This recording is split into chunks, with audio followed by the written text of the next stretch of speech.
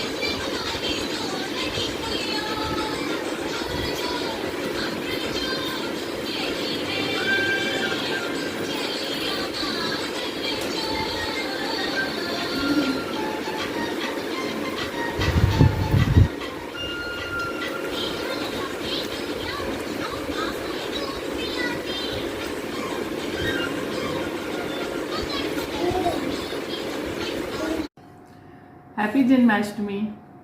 Happy Janmashtami to everyone. My dear lovely children, dear parents, lovely teachers of my school. We all are celebrating a virtual Janmashtami today. I remember last year's celebrations and there is lot of difference, which is like I tell every time that we have to save ourselves from this pandemic also. So Janmashtami, birthday of our little Krishna. He is considered as a prankster also. He is considered as child god. he is supreme deity even, and he is a hero for us also. He has done so many leelas, and all his leelas are actually teaching us lessons of life. Those lessons which enhance our qualities if we follow them. So I just want to discuss 1, 2, 3 lessons what he taught us. So when I see him as a passionate person. He was so passionate about what he used to love. And what he used to love? He used to love playing his flute. Everybody knows it. Shri Krishna बिना बांसुरी के तो अधूरे होते हैं, बांसुरी के बिना ही वो पूरे दिखते हैं. वो उनका एक पैशन था. He was a lord. He was a ruler. He had to see his country. He had to fight with demons also. So many things he had to do. But he used to follow his passion. He used to go at the banks of Yamuna and play his flute. People were mad about that. After him.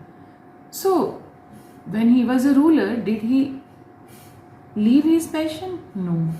So this teaches us a lesson that we should always follow our passion, and we should always follow our passion, and we should not think if we don't have time we cannot do this, because it gives us immense pleasure when we follow our passion. What did he do next?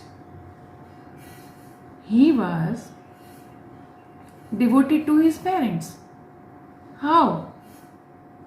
You know, when he was very, very small, he was just born, he got separated from his mother Devki and father Vasudeva. You have seen in story today even.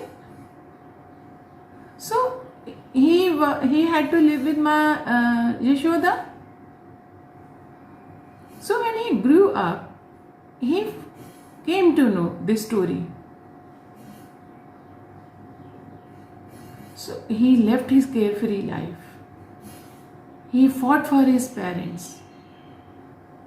When he came to know that his parents were terrorized by Kansa, he defeated him. He snatched his parents, he took out his parents from the clutches of Kansa. So how devoted, how much he used to love his parents. So this again gives us a lesson that we should always respect and care for our parents. He was a true friend. You have seen today. His true friend was Sudama. He studied in Gurukul with Sudama. He grew up with him. Sudama was from a poor family. And when after many years Sudama needed money and he thought of going to Sri Krishna so that he can take his help, he went to him. And what did he take as a gift? He took handful of rice only. And he was feeling shame in that, in giving that gift. But when Sri Krishna came to know that he has brought a gift for him, he just took it from him and he loved it. He enjoyed his gift and there was no ego in that. And Sudama could not say anything to him. He got impressed by the aura of his house. इतना सुंदर महल, इतना सुंदर घर, इतनी शानो शौकत. तो सुदामा जी तो घबरा गए. तो because Sri Krishna was his true friend, he came to know that he is in trouble. And when Sudama went home, what did he say? What did he see? He saw that his house has changed into gold. So, This shows they were true friends. So this again gives us a lesson. So there are so many lessons which we can learn from the life of Shri Krishna. He was God of wisdom. He was God of love. Humanity से कैसे प्यार करना है, आसपास सब लोगों से कैसे प्यार करना है, उन्होंने हमें सिखाया. उनके अंदर जितनी बुद्धि थी, जितना विजडम था, वो हमें उनकी स्टोरीज में देखने को मिलता है. तो my dear children, dear parents, there is so much to learn from Shri Krishna. And whenever the Janmashtami is around, we see, we listen more of his stories, and we come to know about what qualities he had, and we try to, and we should try to learn from him. तभी जन्माष्टमी मनाना सार्थक होगा अगर हम उन चीज़ों से कुछ सीखेंगे. तो इसी प्रार्थना के साथ, इसी दुआ के साथ कि श्री कृष्णा सबके घरों में सुख, शांति, विजडम दें. हैप्पी जन्माष्टमी आप सबको एक बार फिर से. Thank you so much.